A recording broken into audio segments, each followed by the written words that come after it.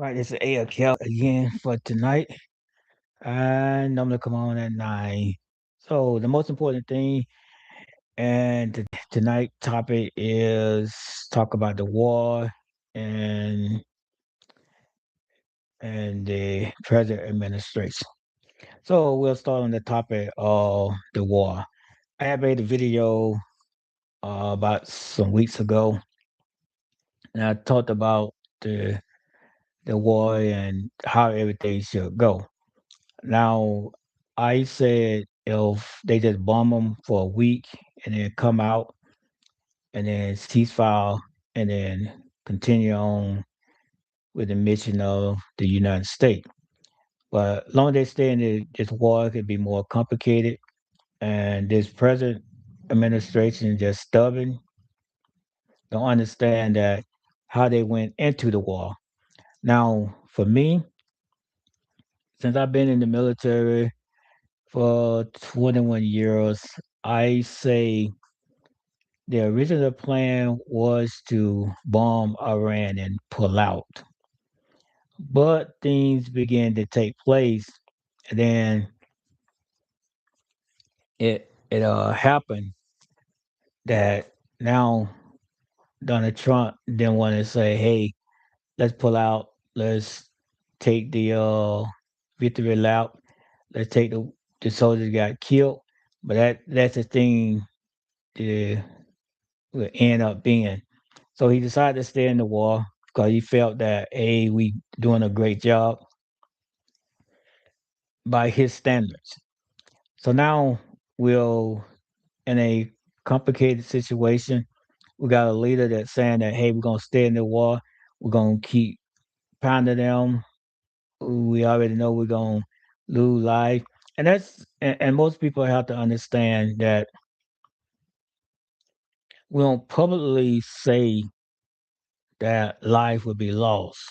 We said that in as a kid area, a private meeting, secure meeting that the commanders understand what going to take place. So when you tell a commander or battalion commander how we look at it, or joint command commander, so we have to look at when they get that information, they put their soldiers in the positions with rich assessment saying that okay, if this happened, we change our course of action, change our direction. Now, this defense secretary of defense or headset, however you want to call him, don't know how to operate in the battlefield and being so naive, being a officer as a national guard, which is not saying much. Now, I take credit that national guard do have success when they with a army would train pretty much every day, other than the weekend. Where it used to be when I was in in '94, we trained on the weekend. We didn't train when we was home side, stateside. We stayed in the field. We didn't come back on the weekend. It's just like constant the whole field problem. We was in the field. We learned how to take showers in the field. We learned how to do everything in the field. He said, "Why are you saying that?" Because it's the operation. Now they probably received an order to bomb Iran. We got certain targets, but then when Donald Trump said, "Hey, mission complete," and they was done. Now that's the part that we have to focus on. When the mission was complete, President Trump then said, "Okay, mission complete, and let's pull out and be done." But in the act of now the military is misled because their organization and in other words, their order change of it sort of complicated to put already got a frago in the order. And if you understand that, that's it's complicated. when you just tell somebody, "Oh, Frago, Channel Mission," then it's gonna be complicated because most of the operation was based on they was bomber Iran. We hit certain target, and then we're gonna pull out when we get the key leader. Once we got the key leader, we should have pulled out and left it at that. Regime change, we should just do that out the way because it's too many. I already knew this because I said to myself, we didn't see his children and maybe children, whatever, but we knew he had children. And most of the time, when you in that type of regime and a dictatorship, your kids normally take place just like the Bible speak. And I hate to be Bible on you, but that's how the Bible speak. If the king got killed, the son took the place.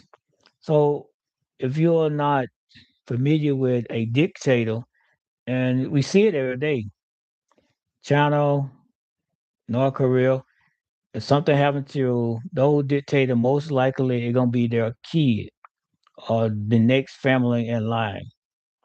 So now we in a war that can we can shut the door on this. We can cease fire, step back a few minutes, put a better plan together. But mostly when we for Iran, we cannot attack them like putting soldiers on the ground. That's not our fight there because they have so many people in the military and you don't really know who you're fighting against. So I would have kept with the campaign we're doing. I would stop fighting, wait another month or so, pick certain targets, and then hit them again. That would have cut out some of the thing that Iran was plotting. Now, if you look at it, Iran probably didn't have this stuff plotted, but there was a person that operating this now that sort of see the situation and understand the global effect of this war. And that's why I always say, and when you're connected to the enemy or people we consider the enemy, and then you go to war with them, it complicate your lifestyle because most of the stuff people that our allies sort of shop at going to affect them. It's going to take a toll on them. So if we cease fire with the war, put a better plan together, and then go at it again, and that's all it takes. We cannot force or fight, which this is what we're doing now. Because I imagine the journalists that's in control trying to wrap their fingers around what is taking place. And I understand they have to obey order. They have to do that because the commander in chief, which is I don't know, is it crazy? Even when he was president when I was in the army, you know, we couldn't really have a conversation with about the president, which we didn't about any of the president. We have to take the order and execute. But with that, it just don't got to be sort of complicated, hot mess, if we want to call it that. But we can get out of it. We can move to something better. But if we stay in it, it's just gonna make things worse. I rather to stop where we at, pull back, put our bases, posts on high alert, all the military location on high alert, that for at least 30 days. And then within them, you make the operation to hit another target or another wave because what is taking place, and we should have put this in the operation order as well. Now we know Russia was getting drone from Iran. So Iran was, they must can build drone pretty fast, and drone ain't gonna do no super damage of them, but it'll do enough damage in certain spots or building. Hit it right, it'll fall because they'll introduction is not that great.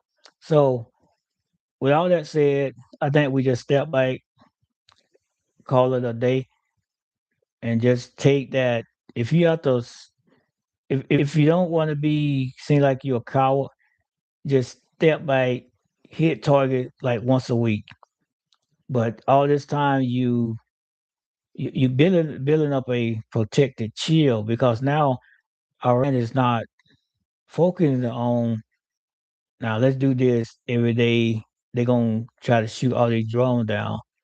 They won't be doing that because most of the thing that they're doing, they got so many drones, they're gonna keep shooting them and they trying to have us to use up our resources. But like I say, you step back if they want to keep throwing drone. Sometimes you just have to get the calculation, see where they're gonna land, and just let them land. If it ain't a heavy population area, because sometimes that's what it have to be. So with that, I believe that the war should have stopped like two weeks ago, and just call it quit. When they killed the leader, they should have just got out there and left alone. Because normally when we assassinate a leader, I'm gonna say assassinate a leader, we comes out and the person that's next in charge always take control. But in this case, we understand it's mostly a dictatorship plus religious. So most likely the person we're gonna take control is a son or most likely. So with that, I think the war should be able to put a ceasefire on it. Start coming to the table, if not. But it's in there, and people that's in charge don't feel like they're losing the fight.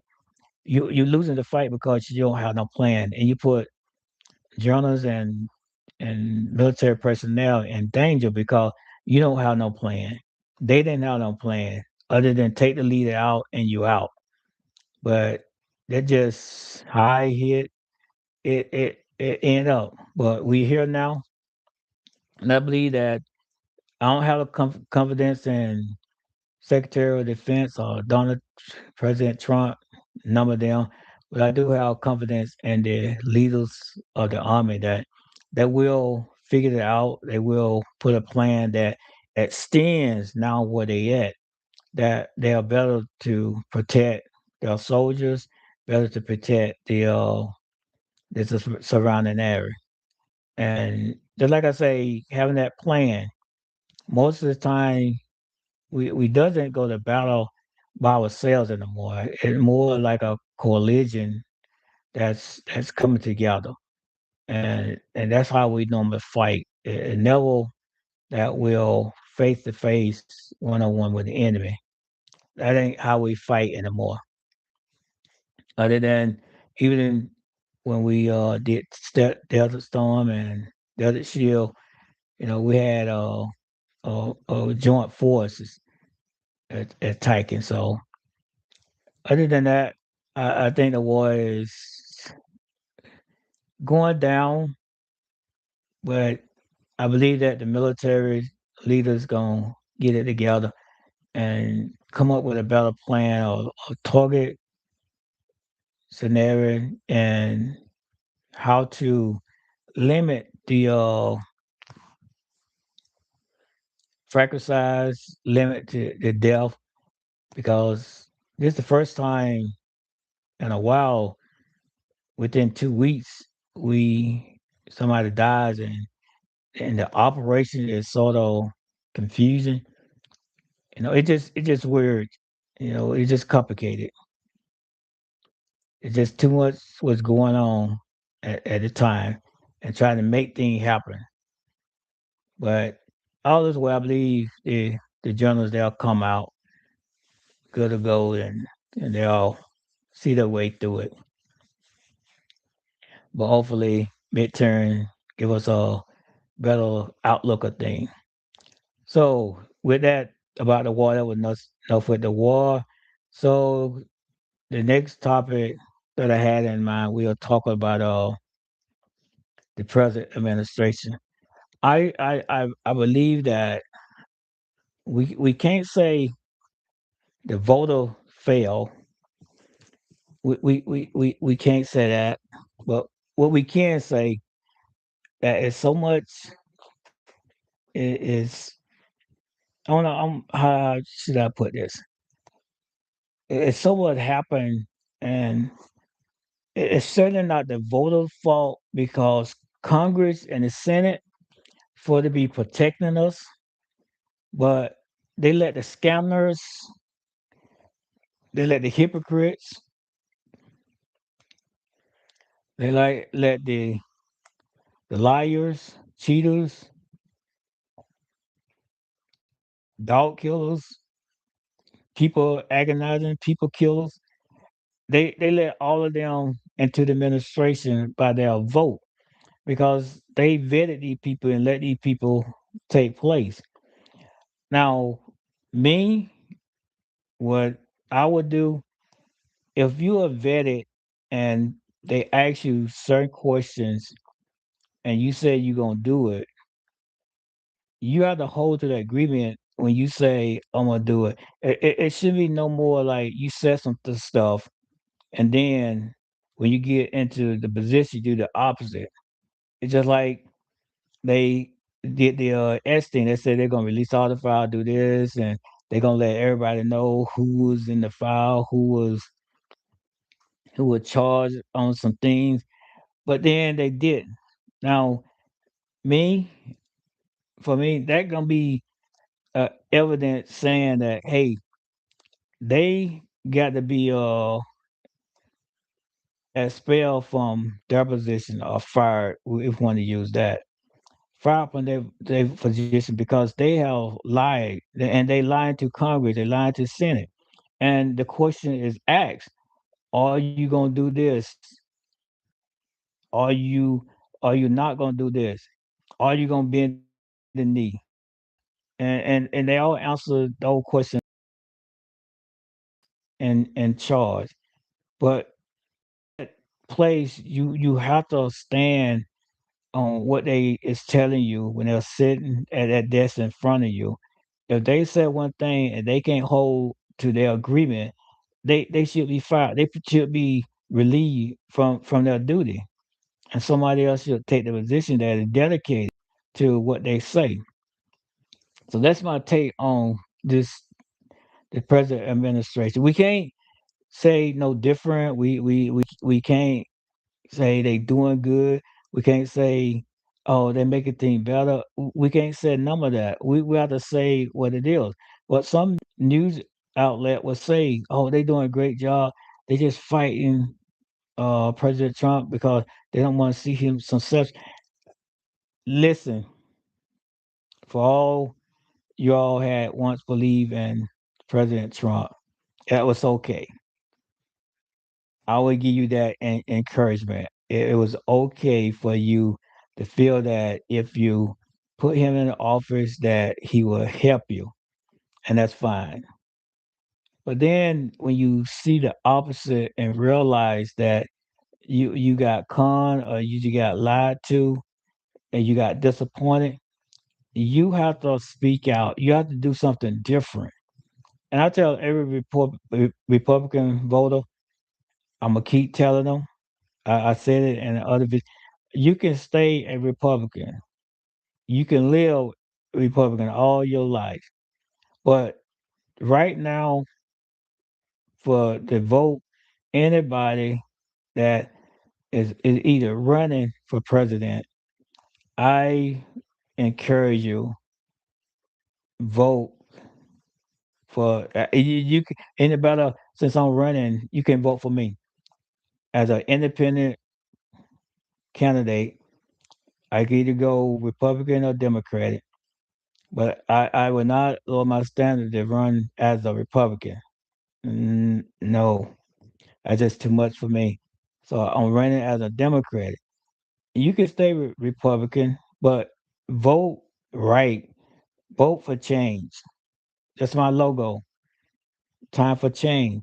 Vote for change because if we don't vote for change, you have to look at your grandkids, your great grandkids, your future grandkids, and you got to know that if you do not change this system of Republican or MAGA, since they let MAGA take over, we cannot vote Republican to be in charge again until things change, until we get some people that are true people that want to help this country. And I can call out a lot of people, but I'm not going to call out. I'm just going to say Republican because last one, other than the one that now has flipped the switch on and realized that they either got lied to, got duped, or something else, or know that they getting ready to lose the election. And that's what most of them start changing their mind or reacting or leaving Congress. Then they'll speak up.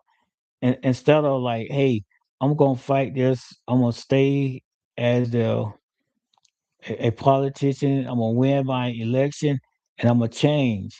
I'm gonna change this thing. So they took the easy way out because of what they're fighting. And I believe that we're going to come out on top. But I just don't know that so many people in one nest end up can be totally a disaster. And that's what this administration, you can go down the list. You cannot name one person in this administration to be over 35% good. They just they're just bad. You know what I mean? It's the president rating is low. The people that's working in him probably sometimes have a high percentage, but ain't nobody in this have a high percentage. Republican, the best thing for Republican do because all their candidate is evil, cricket, liar, sad case, however you want to look at it. The Florida guy that's trying to run, DeSantis, he trying to run. He just the cricket. You can tell he'll cricket because you can look at his policy, what he do in Florida. Who want a president gonna do that craziness that prevent people from voting, make this alligator Alcatraz, and then try to put people in like no humanity, no common sense. It's just crazy that he does things. German, the the the district. Now with me on that district, I'm gonna change that policy. We don't have to redistrict. Cover it. Just like I said in the other video, if you in a district that you seen it seemed like it changing, you better campaign that you can draw people of your kind or people that gonna vote for you into your district. Have a better district because undoubtedly people leaving that district because they don't like what's going on. So that's it. I'm gonna force people to represent their district. If they don't, you know, it's just like Congress. We'll call them in the front and vet them again and have a comfort on them, you know, see what's going on because you got voted to do this. And when you're not going to doing town meeting and you're not talking to your voter, I think that's the number one kicker that you should be removed, regardless you won the election. You should be voted and be removed because how hard it is if you're not winning to keep your voters, your your your your district informed, you should automatic not be there. Just should be there because that's your goal. But when you informing them, you got to be truthful, and then you're not being truthful. that's when it's time for you to be investigated.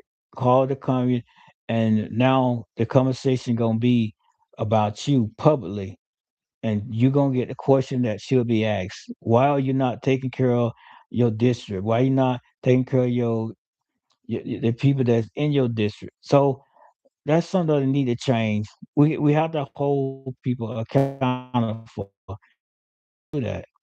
We always should have. We see a person is not participating, they're not going to the district meeting because it's too much like a time than fooling. And I would say this, and I won't be on too much long. Now I would say this, and this is a proven point because Johnson of the representative proved me to be correct. Congress wastes a lot of time, and my goal is to change that. My goal is that you will go talk to your district. You will communicate with your district. You will inform them truthfully what's going on in Congress.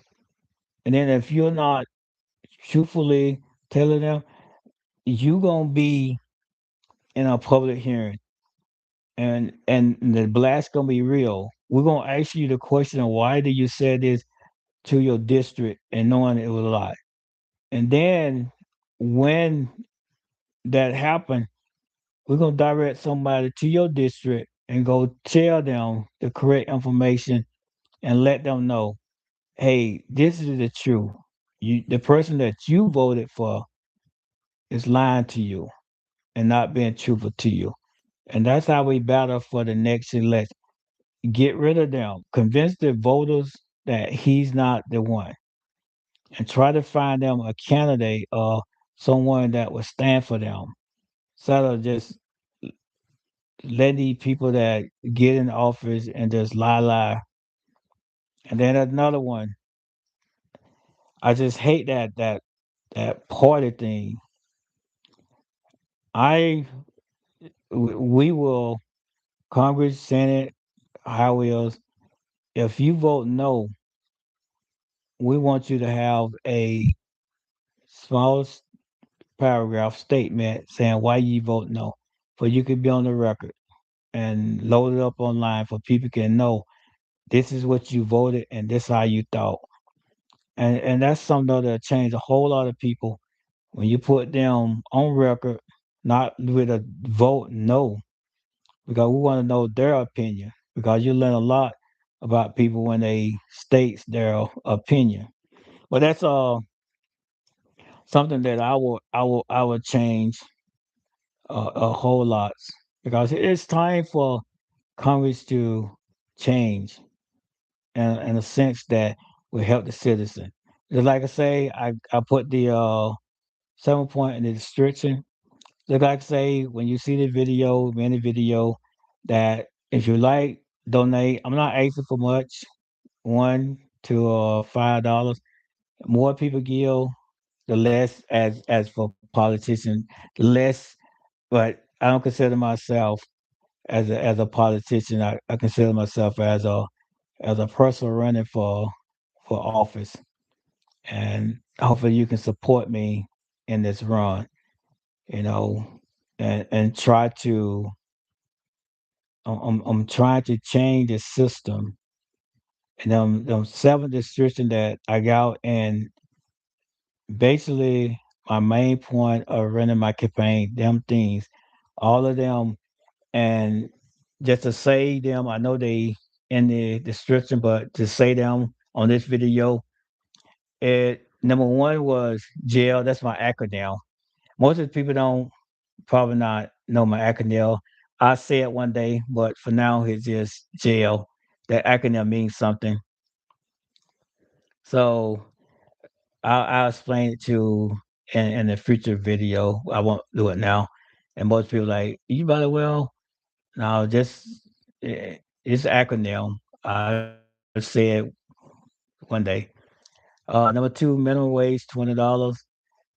Number three, healthcare insurance. I'm not trying to get rid of Obamacare.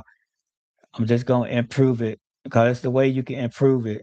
Because that 400 page, 90,000 page that got going on, you don't need all the pages.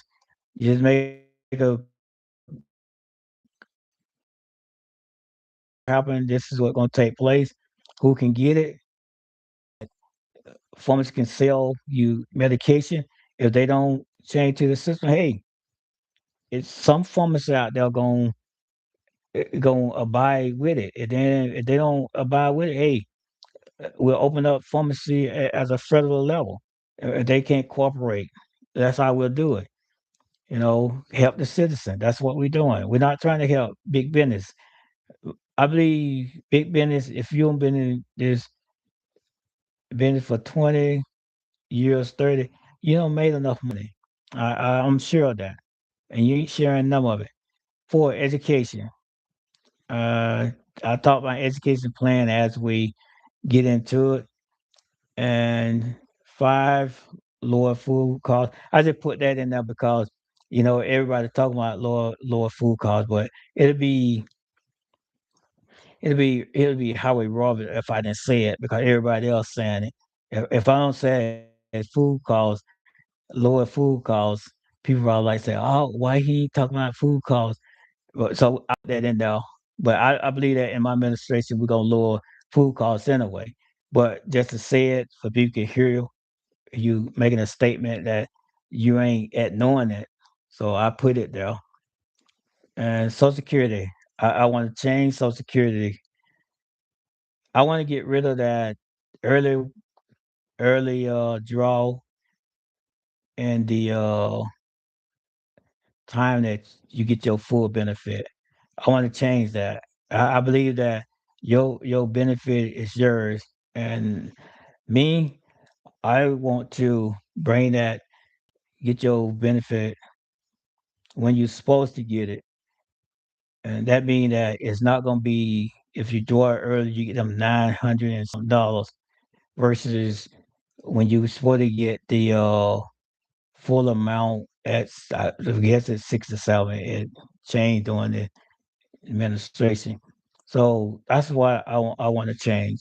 I And number seven, voting rights, and we know we got to change the voting right. And I said in the previous video, it got to be a constant thing that state cannot change it, and that's why federal we have to make laws. We just can't make no policies. We have to put in a law. We might have to. Well, we know that we got to amend the 14th Amendment. We just got to change it and make it more plainer and make it just one statement, not just one statement, and or just make one statement, but at least a page stating every citizen had a right to vote, and you don't need no record of birth certificate or anything. We just know that if you were born in a hospital and if they are giving you a birth certificate, if you were born in the United States, you're a citizen. That's the law, and you can't help that. It was an immigrant. They're illegal, but I got a lot of things going down, and I'll prevent that plan as we go forward. And most people like, oh, he like Trump. He just saying it, but he ain't showing the. Yeah, I got a plan. That voting, I have that voting ID is the key that to vote, and that's how it should be. You shouldn't have to have no birth certificate. You shouldn't have no passport. I guarantee you, the people that do the passport is probably somebody that they know that is big business, and I guarantee you, somebody get some money out of it. All these companies that do the passport, which is somehow, how can it be legal? It's just crazy that a business can give you a passport, then you're able to travel. That just is just money. Where that money going is if that end up being, but we got to fight against that I think it's the Save Ike, whatever it is. But anything they put forward, we know it's not good for the minority. We just have, that's the first thing should be in your mind. It's not good for a minority. That's the first thing that should pop in your mind. 'Cause everything they done did or try to do, it's not good for minority people. So with all that, that's about it tonight. I hope everybody that when you see this video and watch to the end, like I tell people, I'm not trying to get all the views. I'm not trying to get everybody watching me on Monday. I know you have your might have your favorite TV shows or watching your comedy or going out eat dinner or however. But I'm not trying to get views. I'm just trying to make a lot of videos that when it's time to come and when they see my name pop up and say who is this person, it's already laid out. You can watch the video. Right now, I think I'm sitting on about about 30 videos. More than that, if you're including the time that I run for governor. So all of that is all together because I'm still running off the same statement.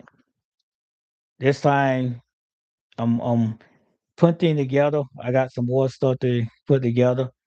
I have been contacting people, trying to set things in order, trying to organize some things that when I do come out full, and then I go from there. But I believe that my strategy is good. I just got to get the right people, which it's going there.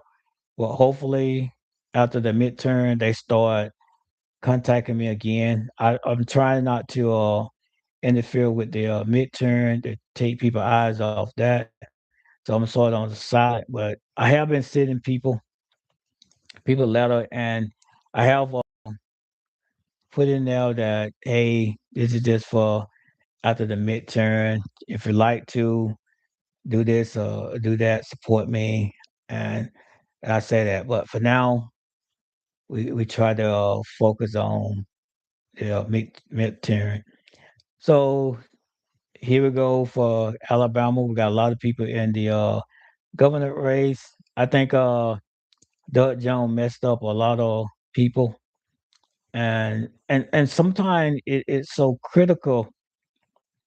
Like I say, if we can get all the Alabama voters to vote, we can win. And most people don't understand that Alabama is a Republican state. Now, with that saying, it's a high percentage of black people that is Republican, so they vote Republican. So if we can get that to change this election and make them feel like the Republican is not for them, get them to change their mind, the candidate will win of color. And remember, I'm not being racist. I don't know too much about Doug Jones. I just know that he won Senate, which was somewhat uh it was strange. But then again, for the Republican didn't vote for more that time. That's how he won it because they just didn't show up. They just voted for another for a off candidate Republican candidate was running independent. So with that all said, I hope some of the people that I know that I run with Yolanda, I went with her. We was actually uh opponents, and we talked like it was normal. We didn't try to talk down. We gave our what we was gonna do, and we never spoke against one another. Just as well as the other two ladies that was running, we didn't speak down, or unless I didn't hear them, and I didn't speak down against them. Our target was fighting against the Republican. It was not trying to damage each other in the primary. And most people say, well, you should have been focused on the primary. But well, that's true. But when you got good candidate, good faith candidate, you don't want to bash each other because that hurts your run as well. So you want to stay focused on what you're gonna do, not trying to put negative on the other candidate unless they the opposite party. That's the only one that we talked about or we spoke against. The present person in there was J.A.I.L, which I don't know. That's a long story right there. Never did anything for this state. I don't think the state changed since I was in the army and I came back. The state is the same. Just the undercover stuff, what they do. And most of the time that gets us take in order to take voters from the minority, they incarcerate us. So that's how they do it in Alabama. From some of the smaller stuff, and then they get if you got a felony, it's hard to vote in order to do anything, get a job. So most likely you probably end up going back in prison. Well, we got a better system than that. But since I'm not running for governor this time, so I ain't got too much to say. But I will vote. I have my candidate or choice. And more people say, who you gonna vote for? And I probably won't vote for Doug Jones. They look at and I don't got off another subject. I gotta get on off this. And I don't got on the subject about the governor run. But I say this I don't think the Democratic Party is focused since now the Democratic Party got a black leader. Hopefully, his change, meaning that the change got to take place, not to criticize the other candidates. It should be an equal fight in somewhat in the primary. If you don't endorse none of them during the primary, that's okay. But you have to give all of them the opportunity to come publicly, so that people can have a chance to choose, have a better option to choose, and see each one of them the views. Now, if Doug Jones was the only one in there when he was running for Senate, I voted for him. But for the governor, I'm not really gonna vote. I ain't got nothing against him, but I'd rather choose one of the other candidate that I know and dealt with, so I'm familiar with them. And I always say it's not a black thing. It's not that. But in order to change the system of Alabama, we have to change the race as well because that's change. And if we keep choosing the same race, regardless of Democrat or a Republican, it's not going to change. We're always going to see Alabama being prejudiced. We're all going to see them always trying to keep minority down. Always feel like we're not capable of leading, but we have some great leaders. But all said and done, I'm just looking for the race, ready to vote. Then after the midterm, I can hit it hard and challenge myself again and try to hope that I can win most of the state to get me over the hill. Most of it is the votes. It's not winning the state. It just the votes. That's the key for the primary, getting enough votes. So that's all I have tonight. I'm gonna get on and get off. And like I always say, AOK out. I hope everybody have a beautiful tomorrow. Stay warm and do the right thing.